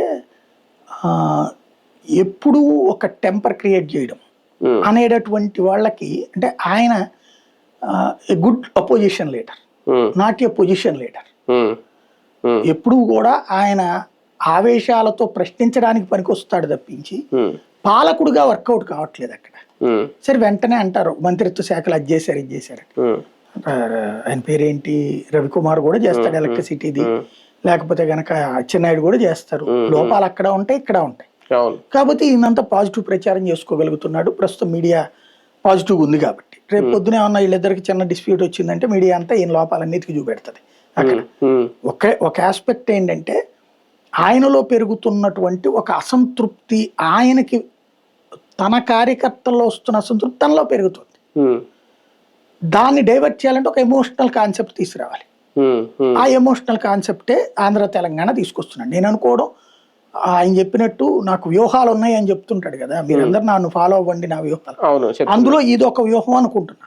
ఏంటంటే రేపు పొద్దున రాష్ట్రం ఎంత నువ్వేం చేసినప్పుడు చంద్రబాబు గారు ఎవరో ఒక మంత్రితో అన్నారని ఒక ప్రచారం ఉంది, లేకపోతే ఓ సాధారణ తెలుగుదేశం గారి గారితో కూడా మొత్తం వాడు ఈబీకాడు నవరత్నాలు అంటే అన్ని అయ్యాక 11 ఇచ్చి కూర్చోబెట్టారండి, మనం ఇప్పుడే చేస్తే మాత్రం ఇస్తారని నమ్మకమే ఉంది అన్నట్టు ఉంది అక్కడ. అది అన్నారో లేదో తెలియదు. కామన్ గా అయితే ఇప్పుడు నవరత్నాలు మొదటి ఏడాది నుంచి అమలు చేసి చివరి ఏడాది దాకా ఇచ్చినటువంటి తీసి పక్కన కూర్చోబెట్టారు. అట్లాగే నాడు నేడు కింద స్కూళ్ళు బాగు చేసి, హాస్పిటల్ కొత్తగా కట్టించి, 108 కొత్తగా భారీగా తీసుకొచ్చి, 104 తీసుకొచ్చి ఇంటింటికి వెళ్ళి వైద్యం చేయించి, వాళ్ళకి రెగ్యులర్ గా ఫాలో అప్ చేసే పని వాలంటీర్లకు పెట్టి, మద్యం దుకాణాల్లో ఈ రాత్రి పగలు తాగి తందనాలు ఆడకుండా ఒక సిస్టమ్ పెట్టి వ్యవస్థలన్నీ గాడిని పెట్టుకోండి తీసుకెళ్లి ఇంట్లో కూర్చోబెట్టారు. అలాంటిది ఇప్పుడు చేసేస్తే మాత్రం ఏమొస్తుంది? కాబట్టి ఎమోషనే అధికారాన్ని తెచ్చింది. తెలుగుదేశానికి అధికారం చంద్రబాబు జగన్ పాలనని చూసి కాదు వచ్చింది, జగన్ పాలన దుర్మార్గం అన్న వీళ్ళ ప్రచారానికి స్పందించి వచ్చింది.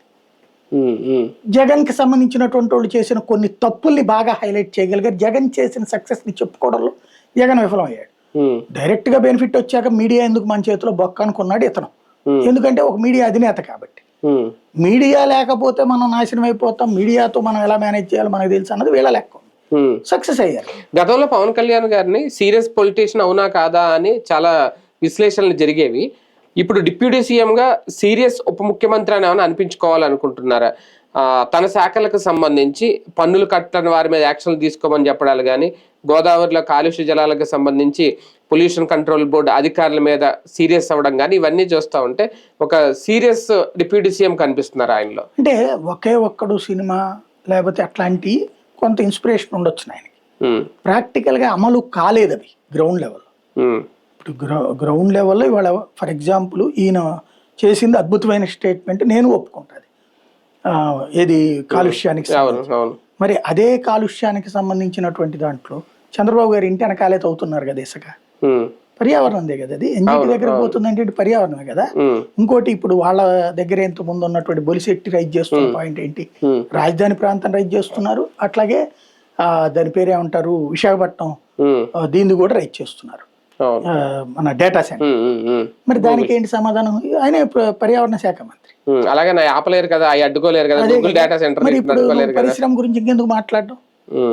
ఒకటి మాట్లాడినప్పుడు 4 చర్చకు వస్తాయి కదా. పుష్కరాలు వస్తున్నాయి, గోదావరి జలాలు అది బానే ఉంది, మంచి పాయింట్. మరి అప్పుడు శాంతం శాశ్వతంగా నాశనం అని కదా వైజాగ్ వెళ్ళి చెప్తోంది. అవును అవును. కాలిఫోర్నియా లాంటి చోట్ల పెద్ద పెద్ద గొడవలు జరుగుతున్నాయి డేటా సెంటర్లకి.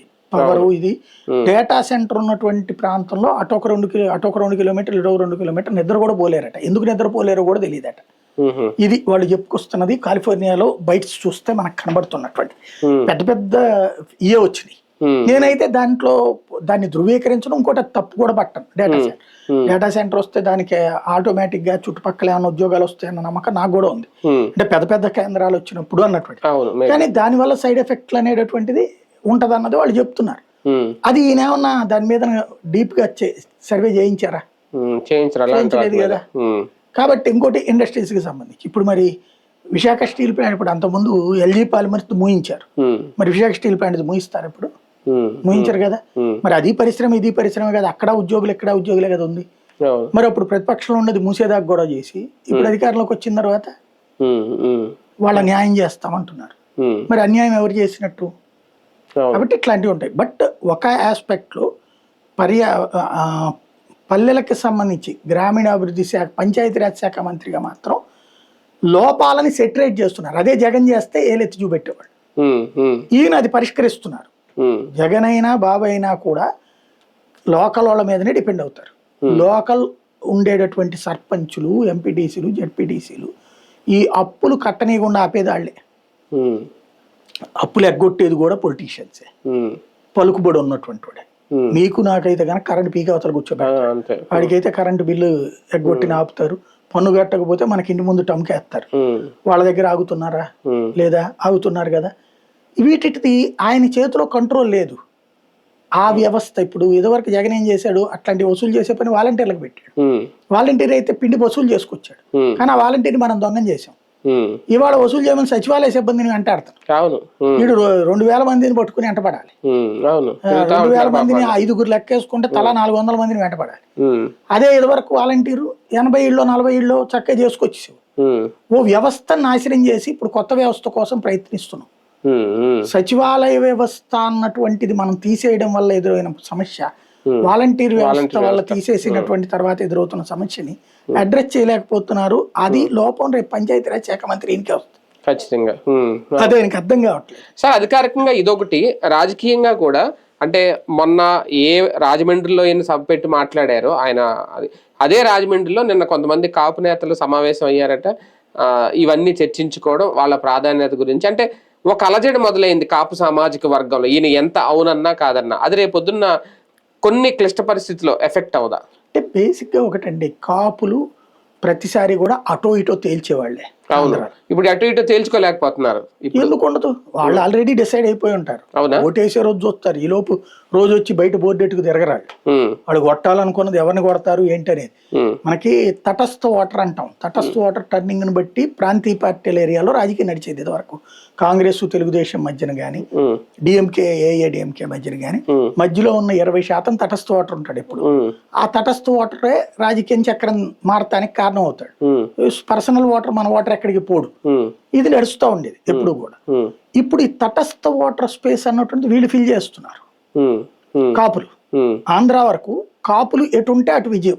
కానీ కాపులు వెంటన్నా ఏమన్నా అసలు జనసేనకే ప్రాధాన్యత దక్కలేదు కూటమిలో అనేది కదా. ఇప్పుడు నిన్న కూడా ఫర్ ఎగ్జాంపుల్ తెనాలిలో నాదెండ్ల మనోహర్ గారు డైరెక్ట్ గా మంత్రి ఆదేశిస్తేనే మున్సిపల్ అధికారులు కనీసం స్పందించలేదు. ఆయన నడి రోడ్డు మీద కూర్చుంటే మన గాలి దుమ్ములు తుఫాను గాలి అద్దం ఎఫెక్ట్ మొత్తం అప్పటికప్పుడు క్లీన్ చేశారు ఆ చెత్త చెదారం అని ఓకే పాజిటివ్ గా రాసుకొచ్చారు. కానీ అక్కడ విషయం ఏంటి, నాదెండ్ల మనోహర్ గారు మంత్రిగా ఉండి ఆదేశాలు ఇచ్చిన ఆయన పట్టించుకోలేదంటే ఆయనకు అవమానం జరిగింది. ఆయన రోడ్డు మీద వచ్చి కూర్చున్నా సరే 3 గంటల తర్వాత అధికారులు వచ్చి అప్పుడు అవన్నీ క్లీన్ చేశారంట.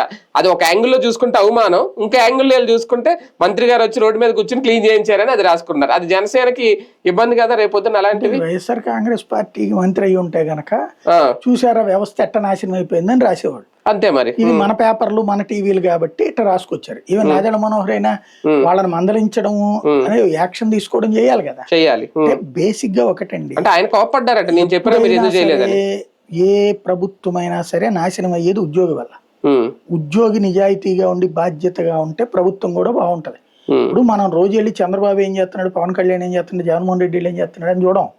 మనం ఎంఆర్ఓ ఆఫీస్కి వెళ్ళాం, మర్యాదగా కూర్చోబెట్టి పని చేశారు అనుకోండి, ప్రభుత్వం బాగుందిరా అంటాం.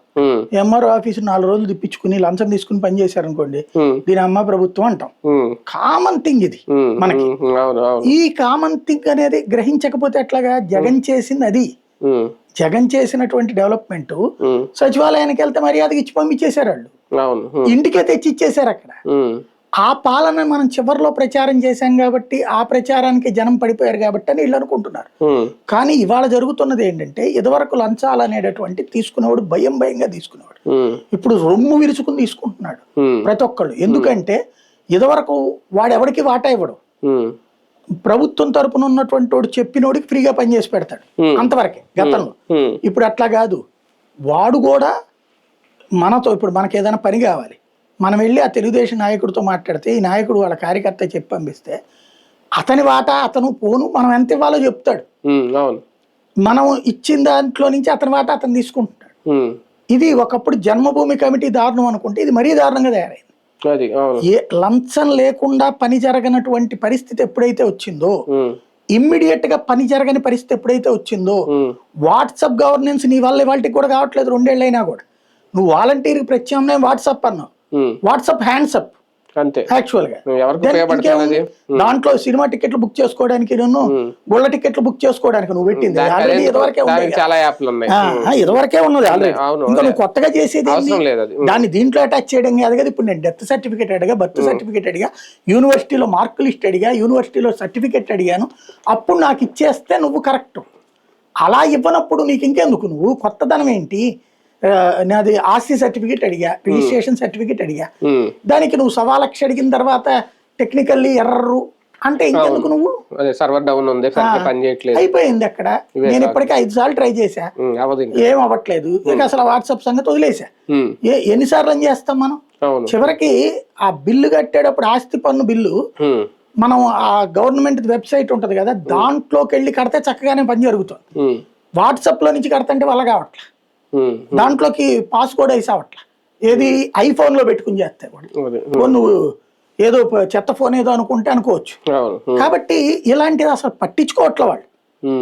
ఇవన్నీ రేపు పొద్దున్న చర్చకి రావా?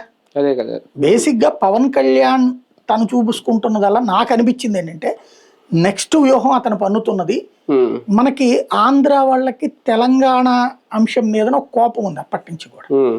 తర్వాత 10 ఏళ్లలో మనల్ని ఎవరు ఏ ఇబ్బంది పెట్టకపోవడము, ప్రశాంతంగానే అక్కడ ఉండటము. మొదట్లో అయితే ఇబ్బందులు ఉన్నాయి, ఇప్పుడు ఆ ఇబ్బందులు తగ్గిపోయినాయి, పీస్ఫుల్ గా ఉంది. ఇక ఆ ఎమోషన్ లేదు. వాస్తవంగా చెప్పాలంటే తెలంగాణ ఎమోషన్ తగ్గిపోయింది, ఆంధ్ర ఎమోషన్ తగ్గిపోయింది. రేవంత్ రెడ్డి కొంత రెచ్చగొట్టే ప్రయత్నం చేస్తున్నాడు అక్కడ. రేవంత్ రెడ్డి కౌంటర్ గా తీసుకొచ్చి ఇక్కడ ఈయన లబ్ధి పొందాలనుకుంటున్నాడు, అదే ఎమోషన్. ఇప్పుడు 12 ఏళ్ల నుంచి 13 ఏళ్ల నుంచి 12 ఏళ్ల నుంచి ఎన్నో అవమానాలు ఎదుర్కొన్నాను అన్నాడు పవన్ కళ్యాణ్. ఎవడు అవమానించాడు ఆయన్ని? నువ్వు మొదట రాజశేఖర రెడ్డి పంచలోడ తీసుకొడతానంటివి, లేకపోతే ఇంకోటి చేస్తాను నువ్వు చెబుతావి. అప్పుడు వాడు అవతలోడు తిడతాడు. నేను అవతలోని ఇప్పుడు జగన్ విషయంలోనే అంతే, వైసీపీ వాళ్ళు ఇతను నేను టార్గెట్ చేయలే, ఇతను వాళ్ళని తిడతాడు. వాళ్ళు చెప్పగానే నన్ను ఎంతో మంది అవమానించారంటాడు. ఇది వాళ్ళ కార్యకర్తలకు నిజమే కదా అని ఈ ఒక్క పాయింట్నే వీడియోలు ప్లే చేసుకుంటారు, కానీ అది మర్చిపోతారు. ఇప్పుడు తెలంగాణ వాళ్ళు అతన్ని రావద్దన్నారా? ఎవడాళ్ళు?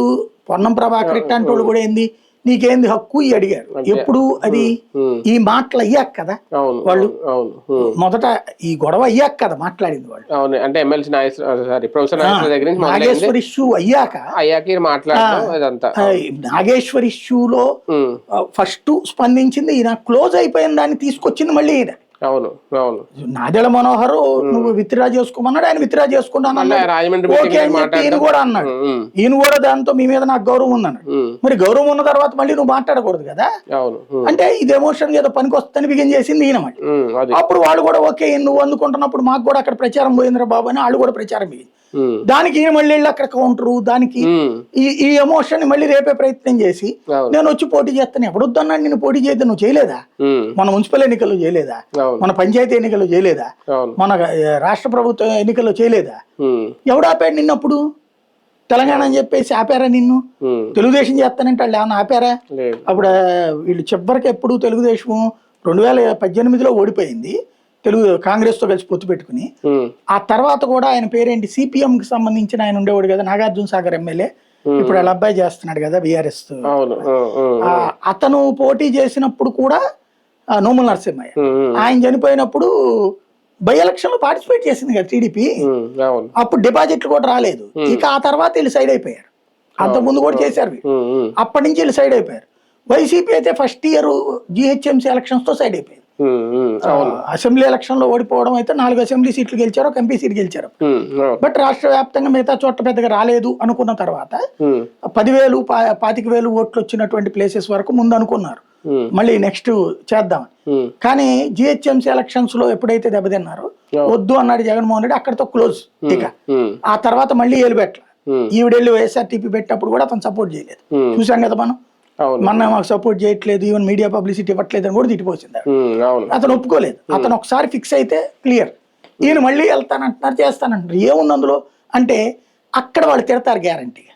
తిట్టినప్పుడు ఎమోషన్, ఆంధ్ర పోరాట యోధుడిగా ప్రొజెక్ట్ కావడం. జాతీయ రాజకీయాల్లో కీలకంశం 2026 భారతీయ జనతా పార్టీకి బాగా కలిసి వస్తుందా? పశ్చిమ బెంగాల్ ఎన్నికల్లో గెలవడం కానీ, 12 ఏళ్ల పాత పూర్తి చేసుకొని ప్రధాని నరేంద్ర మోడీ ఒక రికార్డు సాధించడం కానీ, ఇదే టైంలో మరి ఎంతవరకు వాస్తవం అవుతుందో లేదో తెలియదు, టీఎంసీని కాంగ్రెస్ లో విలీనం చేసేస్తారు అనేది ఒకటి. ఇదే టైంలో ఇంకొకటి కూడా, అంటే ఇదంతా జరుగుతుందని డైవర్షన్. ఇప్పుడు ఎవరైతే మీనాక్షి నటరాజన్ది ఇది ఆమె రాజ్యసభకి చేసిన నామినేషన్ తిరస్కరించారో, మళ్ళీ ఇప్పుడు సుప్రీంకోర్టు కూడా కొట్టేసిందంట కదా, విచారణకు స్వీకరించలేదట. దీని వెనక బీజేపీ కుట్రుంది అని కొన్ని ఆరోపణలు. ఎలా చూడాలి అంటే ఇక్కడ ఒకటి, భారతీయ జనతా పార్టీ గెలుపు 2 చోట్ల ఓడింది కదా, తమిళనాడులో కేరళలో, మరి 3 చోట్ల గెలిచింది. దెన్ అక్కడ ఇంకా పొలిటికల్ మ్యానిపులేషన్ ఏమి ఉండదు. బెంగాల్లో విజయానికి అది 15 ఏళ్ళు పోరాడింది. దగ్గర 380 మంది కార్యకర్తలు చచ్చిపోయారు, మర్డర్ చేయబడ్డారు. 800 కార్యకర్తలు జైళ్లలో ఉన్నారు స్టిల్. ఇప్పుడు మొన్ననే విడుదల చేస్తున్నారు. 1200 మంది కార్యకర్తలు కాలెరగొట్టుకునో చెయ్యరగొట్టుకునో ఉన్నారు. వాళ్ళందరి త్యాగాల ఫలితం, మమతా బెనర్జీ అభిషేక్ బెనర్జీ చేతికిచ్చి అరాచకాన్ని ప్రోత్సహించిన ఫలితం అక్కడ బెంగాల్లో అధికారంలోకి వచ్చింది. కాంగ్రెస్ కమ్యూనిస్టులు వాళ్ళతో కుమ్మక్కై చేసిన రాజకీయం ప్లస్ ఐఎన్డీఏలో భాగస్వాములు కావడం, అక్కడ వరకు విడివిడిగా పోటీ చేయడం నచ్చలేదు జనానికి. అపోజిషన్ ఒక బీజేపీ కనిపించింది. లేకపోతే కనుక ట్రయాంగులర్ ఫైట్ 4 మధ్యన పోటీన ఉండుండే. కాబట్టి బెంగాల్ విజయం అనేటటువంటిది Hindutva polarisation because of Congress, because of Mamata Banerjee, because of communist. హిందుత్వాన్ని ద్వేషిస్తూ మైనార్టీని బుజ్జగిస్తూ సుదీర్ఘకాలం నుండి బెంగాల్లోకి బంగ్లాదేశ్ని తెచ్చి కూర్చోబెట్టిన పాపానికి ఫలితం వాళ్ళు అనుభవించారు. అలాంటి సందర్భంలో మనకి ఇబ్బంది జరుగుతున్నా, తన్నులు తింటున్నా సరే వాళ్ళు అట్లా ఉండటం కరెక్ట్ కాదు అని వాదిస్తూ వచ్చినటువంటి పుణ్యం ఇవాళ భారతీయ జనతా పార్టీ అధికారంలోకి తెచ్చింది. ఎందుకని వీళ్ళు చెప్పినా కూడా వినలేదు వాళ్ళు. బంగ్లాదేశ్ వాళ్ళు వస్తే మనకు పెంటమ్మ, మన ఉద్యోగాలకి తలనొప్పి, మన వ్యాపారాలకి తలనొప్పి, మన ఆడపిల్లలకి తలనొప్పి, మనల్ని ఇబ్బంది పెడతారు అంటే ఎన్ని సొలి కబుర్లు, వీళ్ళందరూ బీజేపీ వాళ్ళు అంటే హిందుత్వవాదులు అందుకని ఇట్టగా ముస్లింలన్న కోపంతో అన్నటువంటి చెప్పుకొచ్చారు.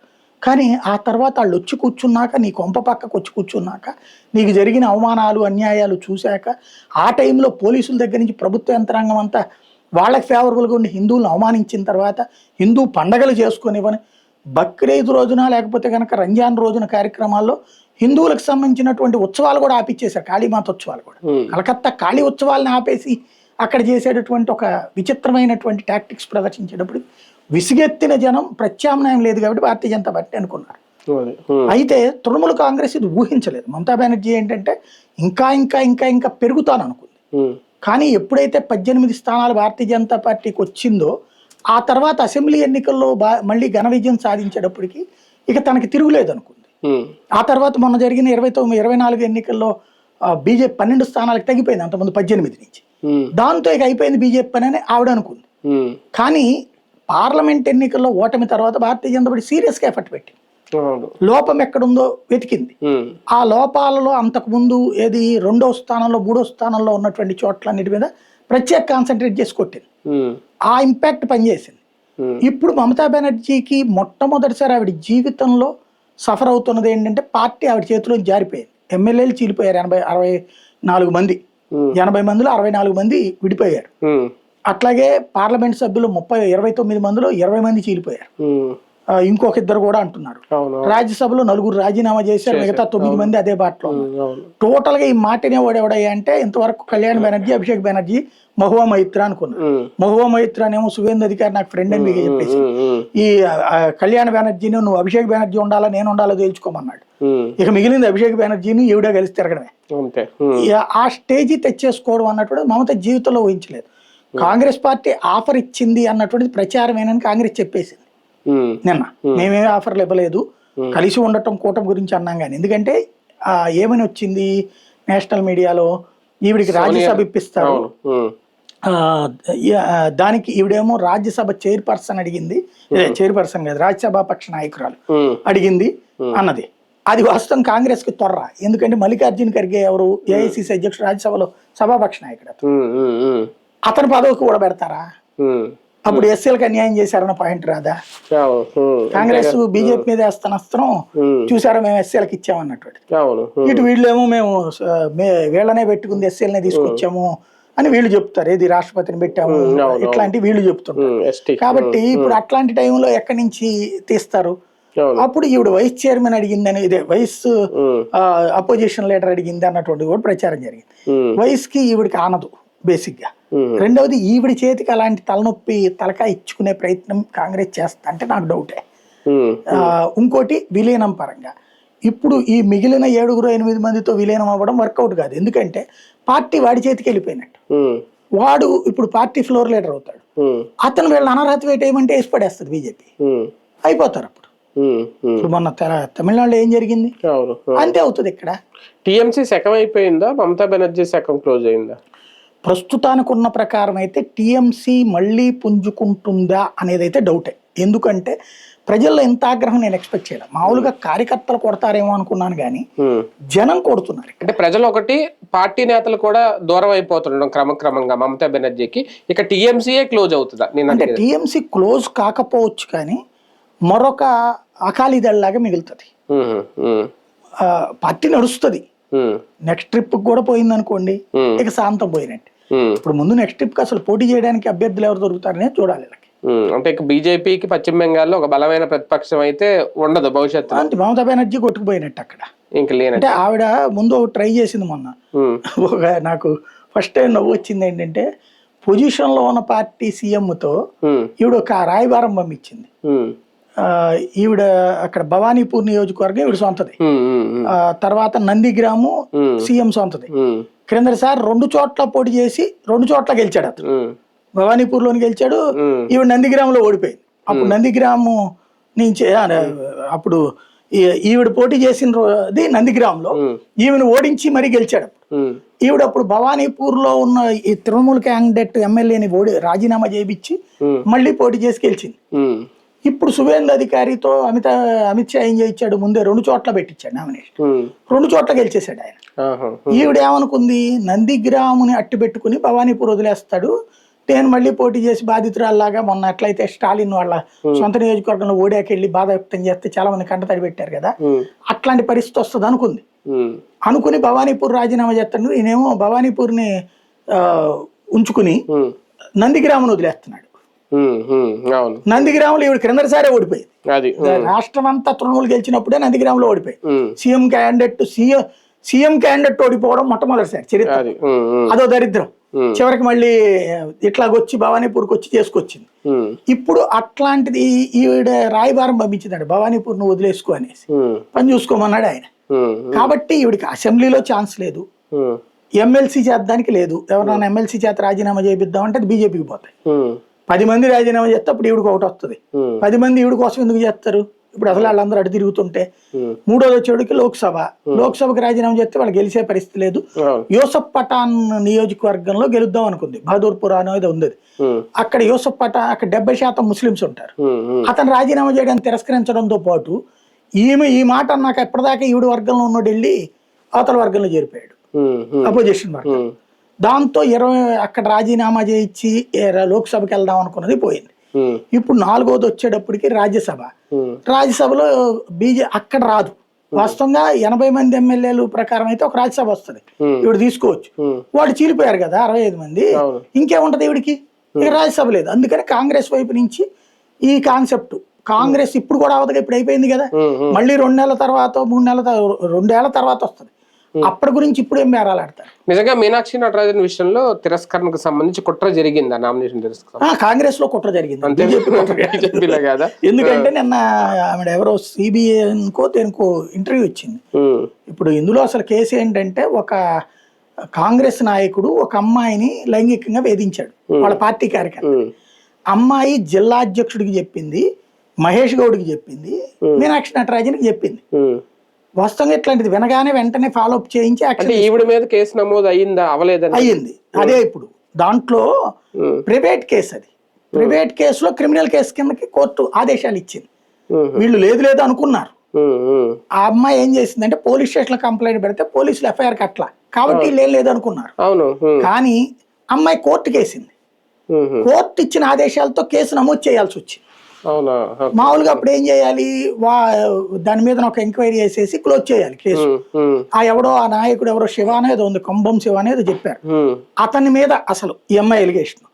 అతన్ని గురించి కంప్లైంట్ చేస్తే పట్టించుకోలేదని మహేష్ గౌడు వీళ్ళందరి మీదనే కేసు పెట్టింది ఆవిడ. అసలు వెళ్ళదు, డైరెక్ట్ కాదు, అది జవాబుదారి అనమాట. అట్లాంటిది పెద్ద కేసు కాదు లెక్క ప్రకారం, దాన్ని క్లోజ్ చెయ్యొచ్చు. సీరియస్ గా తీసుకోలేదు మన ప్రభుత్వమే కదా అన్న ఉద్దేశంతో. చిన్న చిన్న అంశాలు పెద్ద పెద్ద గొడవలు అవుతాయి అంటారు, అది జరిగింది. ఇప్పుడు కంచి జయేంద్ర సరస్వతి గారు అరెస్ట్ అప్పుడు శంకర్ రామన్ అనేటటువంటి వాళ్ళ ఆఫీస్ మేనేజర్ చనిపోయాడు, మర్డర్ చేసింది వాళ్ళ ఆశ్రమంలో ఉన్నటువంటి అతనే. అప్పుడు వాళ్ళ ఆవిడ కంప్లైంట్ ఏమి ఇచ్చిందంటే, మేము ఎన్నోసార్లు చెప్పాము అతనితో ప్రాబ్లం ఉంటుంది, అతను మంచోడు కాదని, స్వామివారు పట్టించుకోలేదు కాబట్టి ఆయన బాధ్యుడు అంది, ఆయన కూడా బాధ్యుడే అంది. దాన్ని పట్టుకుని ఆయన మర్డర్ చేశాడని కేసు పెట్టారు. ఆయన అప్పుడు పట్టించుకోవాలా. తర్వాత ఎప్పుడో జయలలితతో గొడవ వచ్చినప్పుడు జయలలిత ఆ కేసుని తీపిచ్చి అరెస్ట్ చేసింది ఎన్నాళ్ళ తర్వాత. అట్టుంటాయి, ఆయన పట్టించుకోలేదు. ఏముంటది అందులో, బాధ్యుడు అన్నది కోపంతో, అంటే స్వామివారికి కూడా చెప్పినా కూడా పట్టించుకోలేదు అని అక్కడ. కానీ అదేది అసహనంతో ఉన్నమాట. ఇప్పుడు ఇది కూడా అంతే, మీనాక్షి నటరాజన్కి చెప్పినా కూడా పట్టించుకోలేదు అన్న కారణంగా కేసు. ఈవిడ పాప రాజ్యసభకు దూరమైనట్టే. అంటే దాంట్లో ఆ అమ్మాయి చెప్పిన పాయింట్ ఏంటంటే, ఎవరో కాంగ్రెస్ నాయకుడు వచ్చి ఆ ఫైల్ తీసుకుపోయాడట. అంటే కాంగ్రెస్ లోనే ఎవరో రేవంత్ వ్యతిరేకులు, లేకపోతే రేవంత్ చేయించాడు. ఎందుకంటే మీనాక్షి నటరాజన్ ఈయన మాట కూడా పట్టించుకోకుండా చేస్తుంటది, ఈయనకి ఆదేశాలు ఇస్తుంటది, అది చేద్దాం ఇది చేద్దాం. అందుకని ఈవిడ రేపు పొద్దున్న రాజ్యసభ సభ్యులు అయితే ఏకమేక అవుద్దని ఆయన చేయించచ్చు కదా, ఆయన గ్రూపే ఏమైనా ఉండొచ్చు. ఫైనల్ గా లోక్సభ నియోజకవర్గాలు పెంచే విషయంలో ఇప్పుడు 824 ఎన్నో చెప్తున్నారు, 173 నియోజకవర్గాలనే డివైడ్ చేయాలి. అది కూడా కొన్ని 3 అవుతాయంట, అందులో మన విశాఖ ఆంధ్రప్రదేశ్ లో కొన్ని 2 అవుతాయంట. ఇదే కనుక జరిగితే అంటే పెరుగుతాయి అనుకున్నట్టుగా, లేదంటే కొంతవరకే పెరుగుతున్నాయి? లేదు, అనుకున్నట్టే, అది నుంచి అనుకున్నదే శంఖంలో పోస్తే తీర్థమైనట్టు కమిటీ పేరుతో చెప్తున్నారు అంతే. ఆర్థిక మండలి సిఫార్సు ఇది క్లియర్, అది బెటర్ కదా. ఇప్పుడు ఆ లెక్కన కాదంటే వీళ్ళ కర్మ అది. ఇప్పుడు అంతకు మించి పెరగవు, అంటే చిన్నవి అయిపోవా 3 చేసి. ఇప్పుడు విశాఖ ఉంది, దాన్ని 3 ఓవర్ కదా. ఇప్పుడు 30 లక్షల మంది ఉన్నారు, మనకి 10 నుంచి 15 లక్షలు అండి ఒక లెక్క. అసెంబ్లీకి 2 లక్షల నుంచి 7 అంటే 7 రోజులు 14 అయిపోయింది, 15 లక్షలు. ఆ రేంజ్ లోనే ఇప్పుడు 45 లక్షలు అయిపోయాయి అక్కడ విశాఖపట్నం. మరి అవుతుంది కదా. ఇప్పుడు మల్కాజ్గిరి ఏముంది, మల్కాజ్గిరి, సికింద్రాబాద్, హైదరాబాద్ వస్తాయి. ఎక్కువ జనాభా ఉన్నటువంటి సెగ్మెంట్లే మారతాయి. ఎందుకంటే 45 లక్షలకి 50 లక్షలకు ఒకళ్ళు ఏం ప్రతినిధి అంట. ఒక రాష్ట్ర ముఖ్యమంత్రి 40 లక్షలకు ప్రాతినిధ్యం ఉంటుంది, ఈశాన్య రాష్ట్రం 40 కూడా ఉండదు, 20 లక్షలు 10 లక్షలకు ప్రాతినిధ్యం ఉంటుంది. ఈశాన్య రాష్ట్రంలో కొన్ని చోట్ల అయితే మరి మన ఇది ఉంటుంది చూడండి, కార్పొరేషన్ కౌన్సిల్ టైప్ లో 25,000 మందికి 40,000 మందికి కూడా ఎంపీలు ఉన్నారు అక్కడ. అలాంటిది ఉంటుంది. అంటే తెలుగు రాష్ట్రాలకి న్యాయమా అన్యాయమా అనేది మొత్తం రేషం అంతా ఒక న్యాయం. ఎందుకంటే ఎక్కడైతే అతిగా ఉందో దాన్ని సెటరేట్ చేస్తున్నారు. తెలుగు రాష్ట్రాలకి ఇప్పుడు మన ఆయన పేరేంటి, జయప్రకాష్ నారాయణ గారే చెప్పినట్టు 25 సీట్లు మనకి 17-18 రావాలి. ఇప్పుడు అడిషనల్ గా 38 ఇస్తానంటున్నారు, పెరుగుతాయి. ఇప్పుడు ఈ లెక్క అయితే 38 ఇస్తానంటున్నారు. 25కి 13 ఎక్కువే కదా మనకి. అట్లాగే తెలంగాణలో 17కు గాను 12కో 13కో పడిపోతుందని చెప్పారు ఆయన.